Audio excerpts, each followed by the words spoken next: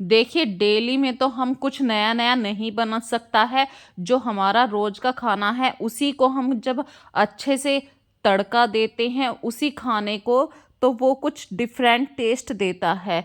तो रोज घर में स्पेशल खाना तो नहीं बन सकता, लेकिन डेली में बनने वाली रेसिपी को हम ज़रूर कुछ डिफरेंट स्पाइसेस यूज़ करके टेस्टी और रेस्टोरेंट जैसा ज़रूर अपने परिवार के लिए बना सकते हैं। बस कुछ प्यार और कुछ मसालों का तड़का लगाना है। तो आज की वीडियो में मैं आपके साथ शेयर कर रही हूँ कि किस तरह से रोज में बनने वाली रेसिपी को हम बहुत अच्छी तरीके से टेस्टी बना सकते हैं। जब भी हमारे घर में चीला बनने का नाम आता है तो हम नॉर्मली बेसन का चीला बनाते हैं। तो बेसन के चीले से आप कभी डिफरेंट मूंग की दाल का चीला बनाकर देखिए और उसमें अदरक हरी मिर्ची का फ्लेवर डालिए। तो जो चीला है मूंग की दाल का, एक तो वो बहुत ज़्यादा हेल्दी है और कम ऑयल में बना होता है, तो वो परिवार के लिए बहुत ही अच्छा, डाइट के अकॉर्डिंग बहुत ही अच्छा रहेगा। कम तेल का है और मूंग की दाल का हलवा है, मूंग की दाल का चीला है या मूंग की दाल के पकोड़े हैं। इन सब चीज़ों को जब आप हफ्ते में एक बार बनाते हैं या महीने में एक बार बनाते हैं तो कुछ डिफरेंट अपने परिवार के लिए बनाया है, हेल्दी डिश बनाई है, हेल्दी रेसिपी बनाई है। तो इस रेसिपी को ज़रूर ट्राई करना। और मूंग की दाल का जब आप चीला बनाएं तो उसमें थोड़ा सा खाने का सोडा यूज़ करें। खाने के सोडे से क्या होगा कि आपका चीला बहुत ही ज़्यादा मुलायम भी बनेगा। और इसके साथ आप कोई भी आलू की सब्जी ले सकते हैं, चटनी ले सकते हैं। तो अपने परिवार के लिए एक हेल्दी नाश्ता आप घर पर ही तैयार कर सकते हैं। बस उसको रात में आपको जब भिगोना है, कुछ भी स्पेशल नहीं करना है, रात में भिगोइए। सुबह को जब उस मिक्सचर को पीसें तो उसमें अदरक और हरी मिर्ची ज़रूर डालिए। अगली बात आपके साथ शेयर कर रही हूँ। जब भी हमारे घर में दाल बनती है, सब्जी बनती है, तो हम नॉर्मल से मसाले यूज़ करते हैं। तो अपनी दाल को कुछ स्पेशल बनाने के लिए उसमें ऐड कीजिए कसूरी मेथी। जब आप उसको लास्ट में तड़का देते हैं तो थोड़ी सी कसूरी मेथी को स्प्रिंकल कर दीजिए। आपकी दाल का स्वाद कई गुना बढ़ जाएगा। और ये जो सूखे मसाले होते हैं इनको दही या पानी में घोल के ही डालें, तो ये जल नहीं पाते हैं, नहीं तो ये जल जाएंगे और जले हुए मसाले का स्वाद नहीं आता है, उल्टा वे कड़वे हो जाते हैं। और इनका अपना जब स्वाद नहीं रहेगा तो दाल में क्या स्वाद आएगा। तो अपने घर के खाने को टेस्टी और रेस्टोरेंट जैसा कैसे बनाएं, ये आप ही के हाथ में होता है। और अगली बात मैं आपके साथ शेयर कर रही हूँ, जब भी आप आटा लगाएं, यदि आपको शिकायत रहती है कि रोटी कड़क हो जाती है, तो इस बात से बचने के लिए आप आटे में थोड़ी सी अजवाइन, थोड़ा सा नमक हमेशा डालें। एक तो अजवाइन से आटे में स्वाद आता है, नमक से स्वाद आता है। थोड़ा सा घी डाल लीजिए, तेल डाल लीजिए, जो भी आप कुछ खाते हैं। तो इससे क्या होगा, तेल या घी डालने से रोटी बहुत ज़्यादा मुलायम होगी। रखी हुई रोटी भी बहुत ज़्यादा मुलायम होती है। और जब आप इस तरीके से आटा लगाते हैं, यदि आपके घर में एक टाइम पे सब्जी नहीं बनी है, तो वो सब्जी नहीं है तो कोई बात नहीं, अचार के साथ भी इस तरीके की रोटी बहुत ज़्यादा अच्छी लगती है। तो कभी इस तरीके से आटे को लगा के देखना।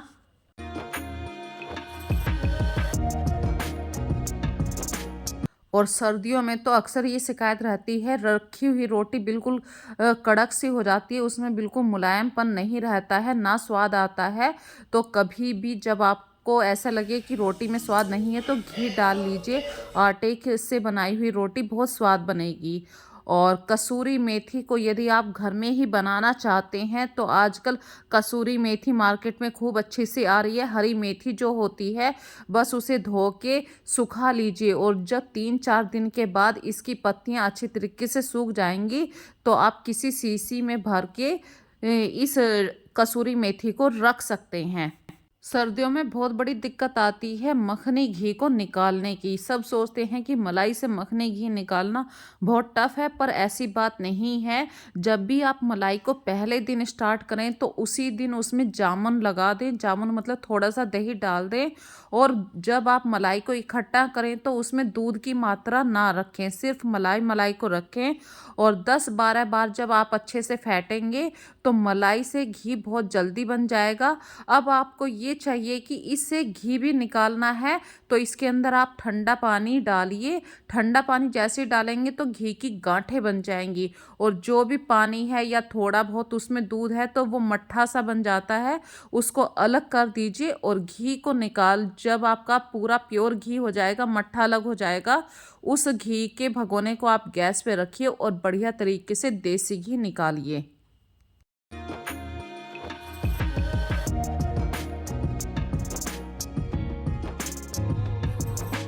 गर्मा गर्म पकोड़े खाना किसे पसंद नहीं है। जो आप बेसन का घोल बनाते हैं या मूंग की दाल का घोल बनाते हैं, मूंग की दाल के पकोड़े बनाते हैं, तो उस घोल में आप थोड़ा सा बेकिंग सोडा डाल दीजिए या खाने का थोड़ा सा सोडा डाल दीजिए।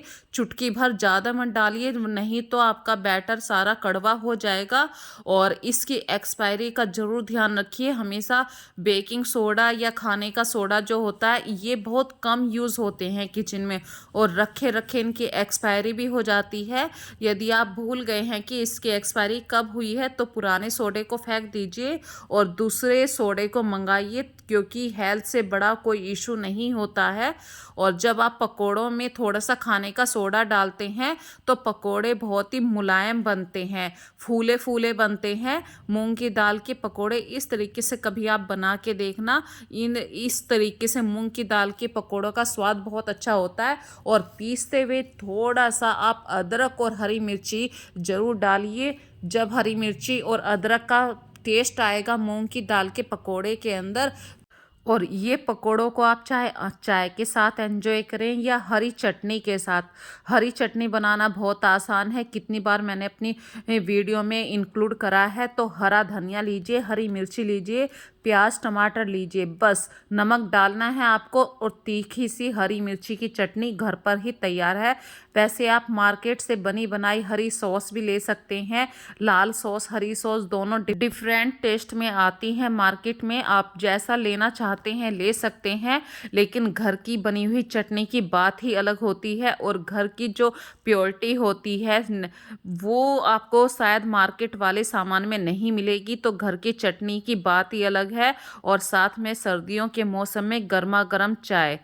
अगली बात आपके साथ शेयर कर रही हूँ प्रीमिक्स डोसा बैटर की। यदि आप अपने घर में प्रीमिक्स डोसा बैटर खुद पे खुद बनाते हैं या आजकल मार्केट में भी बना बनाया मिलता है, तो इससे डिफरेंट तरीके से बना के इसे, मतलब जैसे आप रोज़ तवे पे सर्किल शेप में ही बनाते हैं, यदि आप इसे डिफरेंट साइज में भी बनाकर बच्चों को देते हैं, तो बच्चों को सबसे अच्छी बात है डिफरेंट डिफरेंट साइज में कुछ खाने का हेल्दी सा मिलता है। और इस बैटर को जब आप बनाएं, यदि आपके पास कुछ भी नहीं है तो बस बैटर लीजिए। आपके घर में यदि दही है, मट्ठा है, आप 2 चमचे बड़े बड़े मट्ठा यूज़ कर सकते हैं, दही यूज़ कर सकते हैं। दही से क्या होगा, इसमें खमीर बहुत जल्दी उठ जाएगा, और हमारा जो डोसा है बहुत अच्छे तरीके से फूला हुआ बनेगा, करारा क्रिस्पी भी बनेगा। और स्वाद बनाने के लिए मैंने अभी बिल्कुल ड्राई आलू की सब्जी बना रही हूँ, तो उसमें स्वाद डालने के लिए मैंने थोड़ा सा अदरक कद्दूकस कर लिया है। हरी मिर्ची और प्याज तो ऑलमोस्ट हमेशा रहती ही है। आलू को पहले से पहले ही अच्छी तरीके से फोड़ लीजिए। जब आप तड़का लगाएं तो अपने सारे स्पाइसेस यूज़ कीजिए, जो भी आप मसाले खाते हैं, और थोड़ी सी आप मटर डालिए। मटर डालने से बहुत अच्छा टेस्ट बनता है।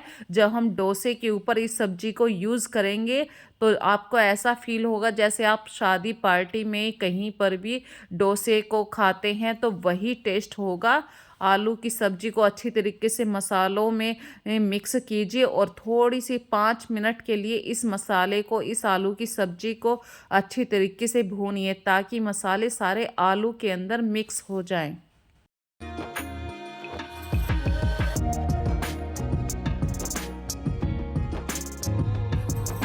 तो डोसे की सब्जी हमने तैयार कर ली है। स्वाद बनाने के लिए मैंने उसमें थोड़ी सी कसूरी मेथी को डाला है। कसूरी मेथी हमेशा स्वाद को 4 गुना बढ़ा देती है।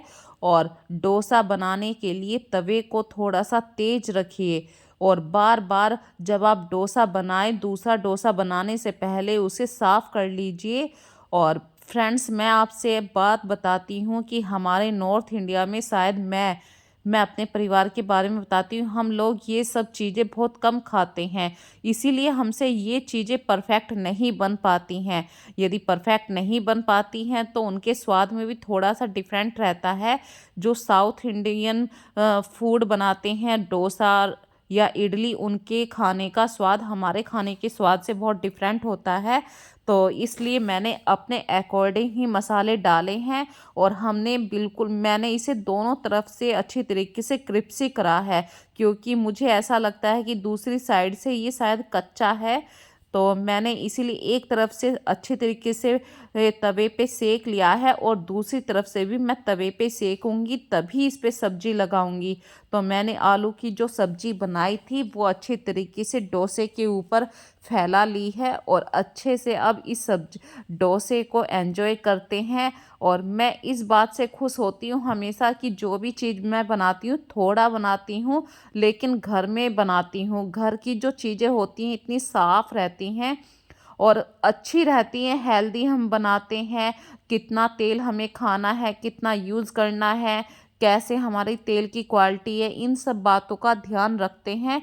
तो आज की वीडियो का मैं लास्ट कर रही हूँ। इस वीडियो में यदि आपको कुछ भी पसंद आया हो तो प्लीज़ फ्रेंड्स एक लाइक का बटन ज़रूर दबा देना और मुझे कमेंट करके ज़रूर बताना कि भाई आज की वीडियो आपको किस प्रकार अच्छी लगी है। और यही छोटी छोटी सी बातें होती हैं ताकि मैं अगली वीडियो को आपके सामने ज़रूर लेके आऊँ और आपके कमेंट से ही मुझे नया मोटिवेशन मिलता है। सो अपना ध्यान रखिए, खूब अच्छे से रहिए। Bye bye.